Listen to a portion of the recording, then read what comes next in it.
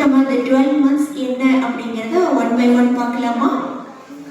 January first month இதுதான். January January. February February February. March March March. April April. May May. June June. July July. August August.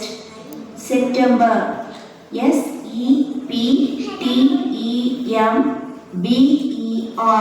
September. October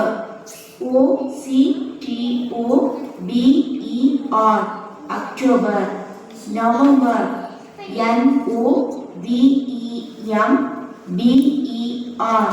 November. December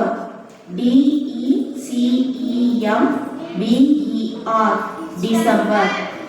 Isn't it easy to remember?